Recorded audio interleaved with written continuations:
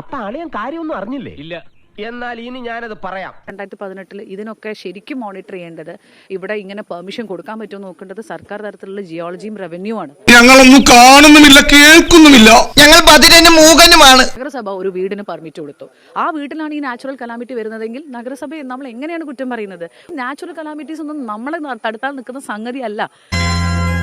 ഇവളാള് കൊള്ളാമല്ലോ. നമ്മൾക്ക് എന്തെങ്കിലും പറഞ്ഞിട്ട് കാര്യമില്ല. ഇപ്പൊ ആളുകൾ അവിടെ പരാതിയുണ്ട്, ഇവിടെ പരാതിയുണ്ട്, അതൊക്കെ വ്യക്തമായ രാഷ്ട്രീയമുള്ള ആളുകളാണ് സംസാരിക്കുന്നത്.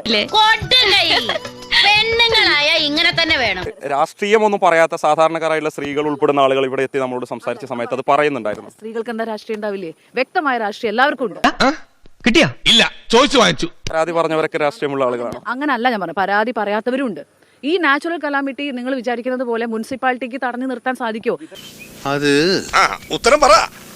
അത് സമിതിയുടെ ഒരു പരിശോധന പോലും കഴിയാതെ എങ്ങനെയാണ് നാച്ചുറൽ കലാമിറ്റി എന്ന് മുനിസിപ്പാലിറ്റി പറയാം? ഞാൻ പറയട്ടെ, ഭൂമിയുടെ ഘടന അനുസരിച്ച് ആരാണ് വിദഗ്ധ സംഘടന, അല്ലെങ്കിൽ ആരാണ് വിദഗ്ധ ഡിപ്പാർട്ട്മെന്റ്, ആരാണ്? എനിക്കറിയില്ല. നമ്മള് കള്ളാടിയിലൊക്കെ ഒരു ദുരന്തം ഉണ്ടായ പാത്രത്തിലുള്ള പരിശോധനയ്ക്ക് ശേഷമായിരുന്നല്ലോ തീരുമാനിച്ചിരുന്നത്. അങ്ങനെയെങ്കിൽ ജിയോളജി നൽകിയ ഒരു അനുമതിക്ക് എങ്ങനെയാണ് മുനിസിപ്പാലിറ്റിയിലെ ഒരു ജനപ്രതിനിധി ഉത്തരം പറയേണ്ടത്? മുനിസിപ്പാലിറ്റിയെ പഴിച്ചുകൊണ്ടല്ലോ നമ്മൾ ചോദ്യങ്ങൾ ചോദിക്കുന്നത്. ഒരു ഇപ്പൊ നിങ്ങൾ പറഞ്ഞു ഇവിടെ ആളുകൾക്ക് പരാതി ഉണ്ടായിരുന്നു, അത് ആരാണ് മോണിറ്റർ ചെയ്യേണ്ടത്? ആരാണ് അതിന്റെ എക്സ്പേർട്സ്? അവരല്ലേ അതിന് ഉത്തരം പറയേണ്ടത്? നിന്റെ ഒടുക്കത്തെ തുമ്പലാണെന്ന് നീ മറക്കണ്ട. ഉദ്യോഗസ്ഥർ ചെയ്ത കാര്യത്തിന് ഒരു ജനപ്രതിനിധി എങ്ങനെയാണ് അതിന് ഉത്തരം പറയേണ്ടത്? ആൾക്ക് തീരെ വിദ്യാഭ്യാസം വിവരമൊന്നും ഇല്ലേ, വിഡ്ഢിത്തിരെ പറയുള്ളൂ, തെണ്ടി. നമ്മൾ എക്സ്പേർട്സ് അല്ല. ഇതിനെക്കുറിച്ച്, ഇതിന്റെ ഭൂമിയെക്കുറിച്ച്, ഇതിന്റെ ഘടനയെക്കുറിച്ച്, ഇതൊരു അപകട സാധ്യതയുള്ള ഏരിയ ആണെങ്കിൽ ഇതിനെക്കുറിച്ച് എക്സ്പ്ലെയിൻ ചെയ്യേണ്ടത് ജിയോളജിയാണ്. സത്യമാണെങ്കിലും എനിക്ക് അംഗീകരിച്ചു കൊടുക്കാൻ പറ്റുമോ? ഈ സ്ഥലത്ത് മണ്ണിടിച്ചിലുണ്ടാവും മുൻകൂട്ടി പറയാൻ പറ്റുന്നത് ആർക്കാണ്?